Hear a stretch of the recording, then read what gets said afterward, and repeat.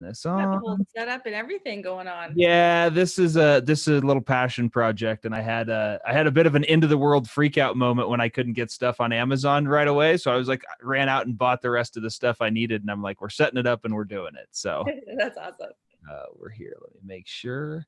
And it says we're live. So we're gonna kick it off. Hello, my name's Tanner Windle. Today is day 7 of our 21-day summit, and I'm so honored to be here with my guest Melissa Jollymore. Melissa is a mother of 2, and has a background in social work, and is now a stay-at-home mom and business owner.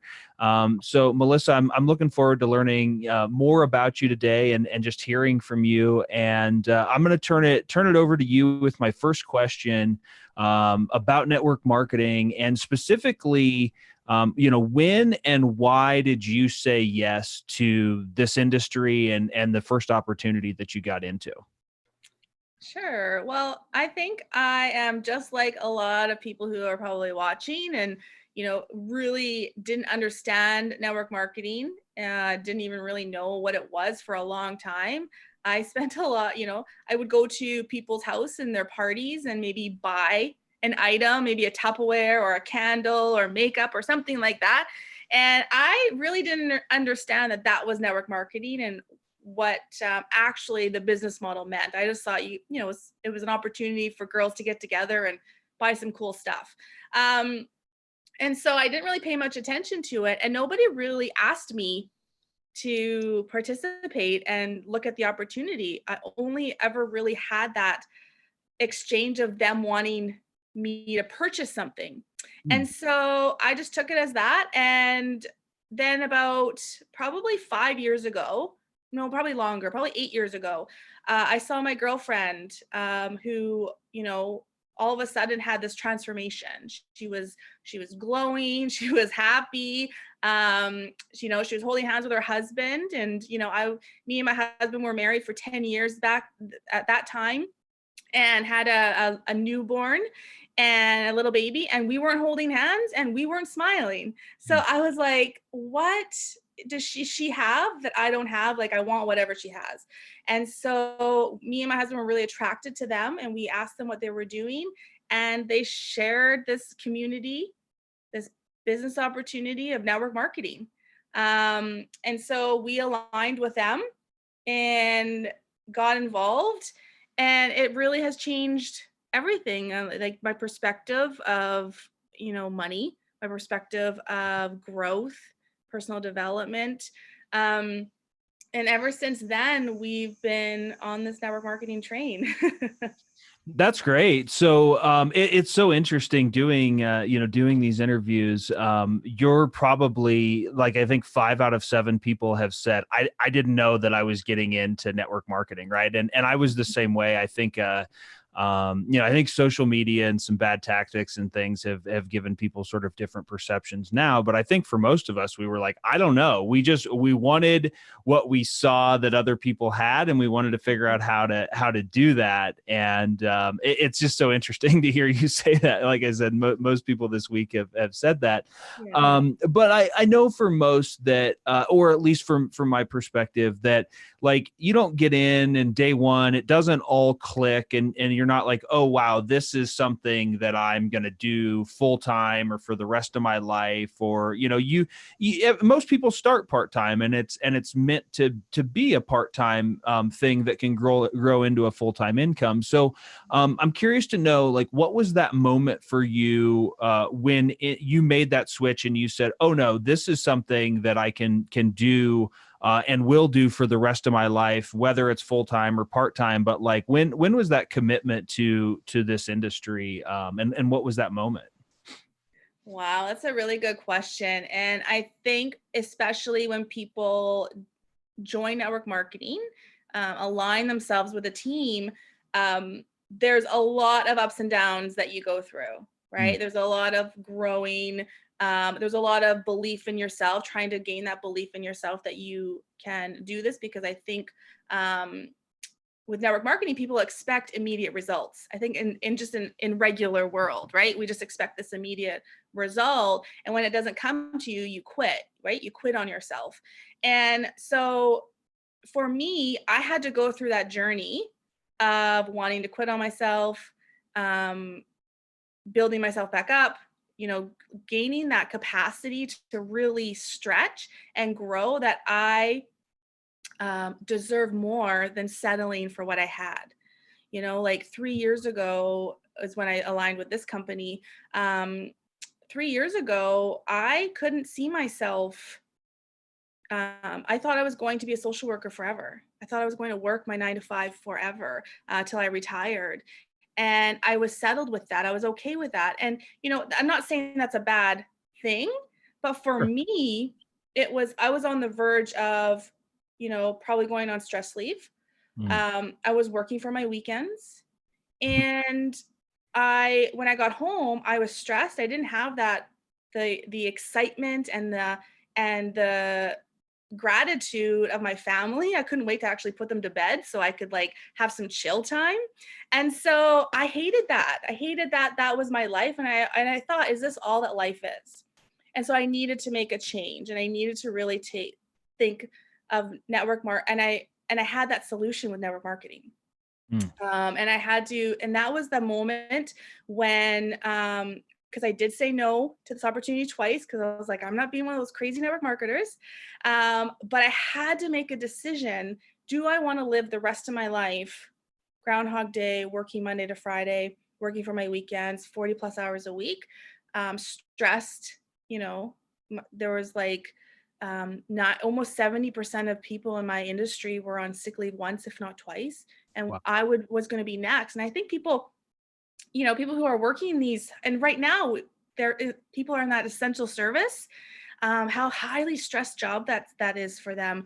And so anyways, I had to make a decision. And so that was that moment where I was like, if I don't change, right, nothing changes if nothing changes. Yeah. And so I had to make that decision that if I am going to quit on myself with network marketing, then I would go back. I'd go back to that situation because that's what I know. And so I'm probably going off topic here. I forgot the main question, but the reason I'm going to be doing this for a long time is because it's given me that opportunity to have peace and hope, especially during this time. Have that passive income. I'm not working for my weekends. I have time with my kids. Mm. It's just given me that opportunity to be able to be home, and have and impact more people. Have that outlook of life, that there's more than just settling. Where you know how we put that ceiling on our head, where we can't go. This is as good as it is. This is, it is what it is, or this is as good as life gets. Well, it's not true. There's more. And I think when you align yourself with the right people, you get to pull that belief out from inside of you. So I don't even know if I answered your question, but that's where I got led. So That's all good. No, you totally answered it. Yeah, I just really wanted to know, and I think it's actually really insightful, right? That you did have the ups and downs, and you had to take the journey to say, I'm going to quit. No, I'm not going to quit. Okay, I'm going to switch companies. There's a lot of turbulence sort of under the surface that most people don't see.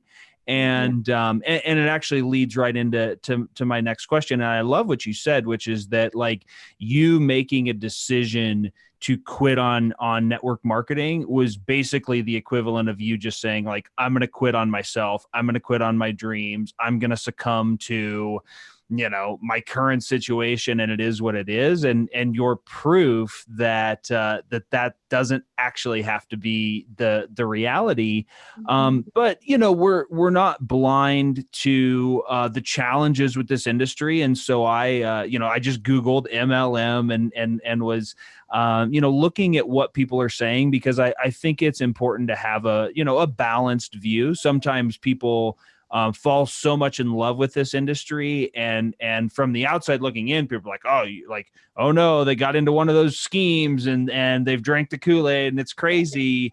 And listen, like there are bad actors in every industry, but the thing that I kind of gravitate to is that most people that have a negative perception of network marketing use this statistic that, over 90% of the people that get into the industry never make any money, basically.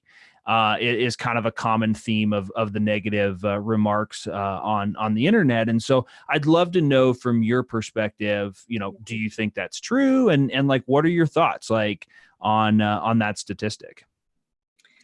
Well, I think that people quit on themselves before they have the opportunity to make money.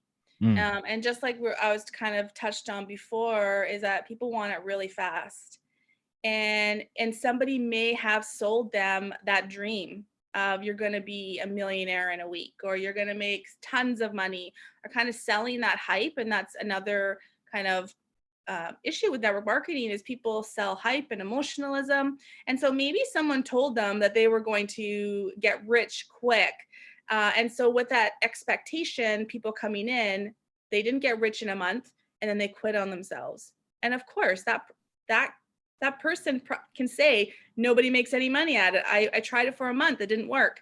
But this is a business, and you have to treat it like a business for it to pay you like a business. And I think that's the missing link, mm, that I don't even think, I actually know that that's the missing link for people getting into this industry on making money, is that they aren't treating it like a business, but they also don't have somebody helping them walk it out to mm. create that income. It's almost like the blind leading the blind, trying to make this network marketing work, because people see the vision, they see the unlimited income potential, they see that they can work from home, and build a distribution business, but the mentorship is lacking, and so people aren't getting taught how to walk it out so that they do have success in it, so they can learn how to make an income, working from home and building a business.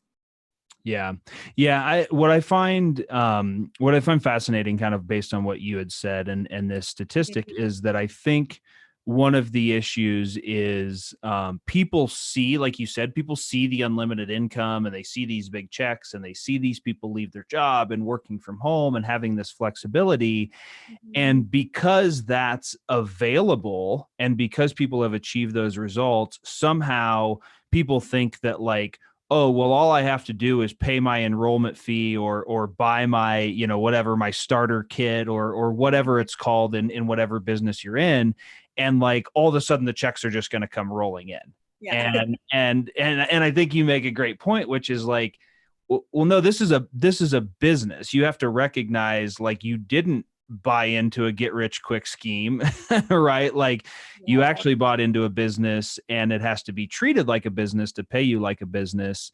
And the majority of people just don't do that for a variety of reasons. And I think what you hit on there, which is like, it may not be your fault, right? You might have been told, hey, all you have to do is buy this thing and come in and contact three people, and like the checks are going to be rolling in. Yeah. And I think that's one of the things that, I think I can speak for both of us, like, that we want to eradicate in the industry, and really educate people that it does take work, but you can make real money and have this, be a full-time income, and for many people pay you much more than a full-time job ever would. Hmm. Well, and I think too, being an entrepreneur is such a different mindset than Mm, being an employee. yes. And so, usually, the people that switch from um, going to network marketing are usually because 85% of us are employees. That so majority of people coming into network marketing have only known how to be an employee, how to work for somebody else. And so when they are an shift to the entrepreneur, now they're working for themselves, they're only accountable to themselves, and so it's a different skill set, and running your own business is a different skill set, and you have to give yourself time to grow, stay the course, and learn. And if you do that, then of course you are going to bring in some income. It's Yeah. inevitable. Yep. Yeah. So on that note, what is the biggest hurdle that you see with people on your team, that either are new and struggles getting started, or maybe they've been in for a while and haven't really, had any movement. So, what is sort of that common thread of how people or why people struggle, and what is your advice to them? Well, I was thinking about this question before I came on, and the biggest struggle is their belief in themselves. Mm, I think that is the number one reason people quit, is because of the lack of belief. And somebody might have said no to them. Maybe those three people that they contacted all said no to them. And rejection is not a fun, interaction. We don't like getting rejected, but being an entrepreneur, being in network marketing, you are risking some rejection, right? Everyone's not going to see that what you have is of value. And so sometimes if you got said no a couple times, that might be enough for people to be like, this isn't for me, and they give up on themselves. And I think that is just something as a society we are taught. If you're not good at something right away, it's not for you. Give up, right? Because usually you have to keep working on it. You got to build that skill, and you have to have patience. You're chapter 1. You might be watching people who are in chapter 10 and be like, oh, see, look at them. They're just killing it. And I've been in it for 6 months and I'm, still, I'm not. Well, their chapter is different. I've been in the industry for 8 years. It took me 8 years to have the success I have now, and I haven't succeeded in all the goals that I want, right? I'm still growing and learning as the professional that I want to be and grow into. And so I think people need to stay the course and know that their chapter 1 doesn't equivalent to somebody else's chapter 10. And I think that's the issue mainly, is people quit on themselves before they've even scratched the surface. Like, yeah. have you read that book, 3 Feet from Gold? I haven't read it yet, but I do have it, that it was, it was recommended. And there's like I've seen a meme on the internet like several times, right? Where there's like a guy with like the axe, and he like turns around, and then it's like literally on the other side of the dirt pile or whatever. It's like, Yeah. that's where it's at. So Yeah, exactly. Because, you never know, the timing isn't up to you, right? That's not up to you. What is up to you and what you can control is the action and the process and growing and stretching. I've already said this, but stretch your capacity, and be a student, and risk rejection, right? Put yourself out there, get out of your comfort zone. Going on live is that's out of our comfort zone in the beginning. And as the more you do it, you get better, and you stretch your capacity, and you risk maybe other people's opinions, but that is where you grow and you become who you're supposed to be. And so I think that you need people and visionaries. You need to link arms with visionaries mm, and dreamers and people that have done this before, so that you can really watch them and take their belief in you before, as you grow your belief. If that makes sense? yeah, and it's the sort of old adage, right? Of you become the sum of the average of the 5 people that you surround yourself with. And I think this is, it's a really important thing to bring up, which is that this opportunity in this industry does offer community. And again, depending on where you're at and what company and what team, that all looks different. But it is super important to have a community of people that are all striving for similar goals to really help you raise you up. Because I have a good friend who he used to say, or I guess he still does, but he said it a long time ago, and it really resonated, which is that life is a team sport. and if you think about it, it's like it is important to have mentors and be surrounded with people that will speak life into yourself, because I know for me personally, I didn't have that belief. Like it's still something that I work on daily, and it is so much more helpful to have people around me to reinforce that, the things that I'm working on. So I think that yeah, you really hit it on the head there. And what I'd love to know, there's certainly some challenges. It sounds like there's been a lot of benefits. And actually, real quick, before I get to this last question, I just want to say one other thing that I was reminded of is that, somebody watching you and saying, you just said, right, it's taken me 8 years to get to this point. And somebody might hear that and go, oh, well, I can't do it then. I can't do it because I didn't start 8 years ago or 5 years ago, or I missed that opportunity. And there's this Chinese proverb that says, the best time to plant a tree was 20 years ago, and the second best time is right now. But before I get to this last question that I want to ask you, I just want to know, like, your thoughts on that as well. Like, you've been in it 8 years, you've seen the grind, the process. But what do you say to somebody that's been sitting on the sidelines maybe for a year or two, and now they feel like, oh, it's too late, or I missed out, or like, how do you just step into that river and go when you feel like maybe you've missed out on something?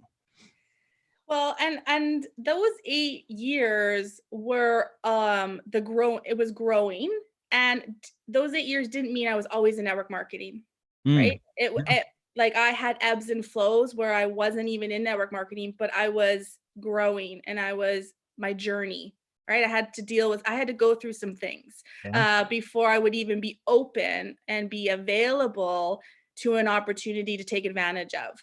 And so if someone's watching, like, oh, like I should have started 2 years ago, but I didn't. Well, guess what? That 2 years, you started your journey. You were growing. You were building. Things had to happen for you to even consider opening your heart or opening your mind to something that is out of the norm that could really change your life.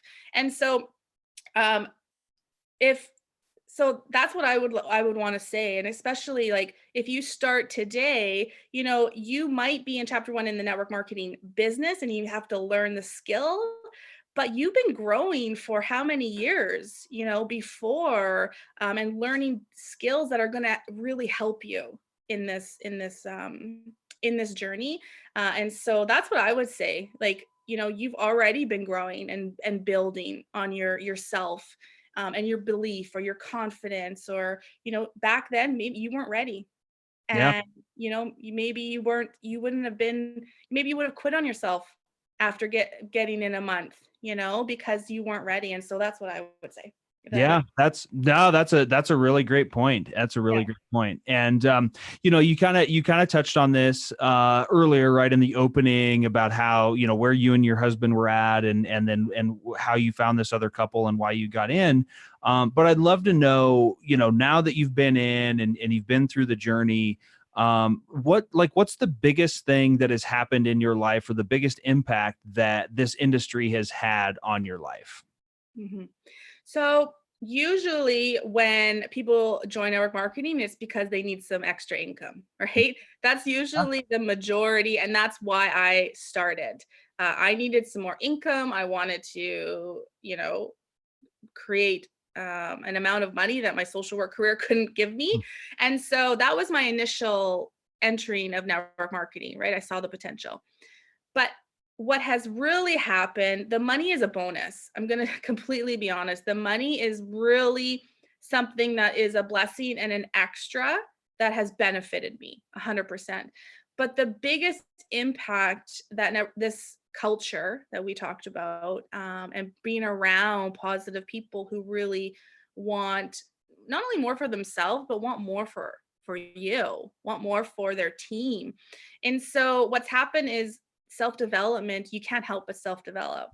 You can't help but grow, and really work on the things that strengthen your strengths, strengthen your weaknesses, And so my biggest impact has been relationships. I'm going to be completely honest, really being grateful and learning from people who have amazing relationships.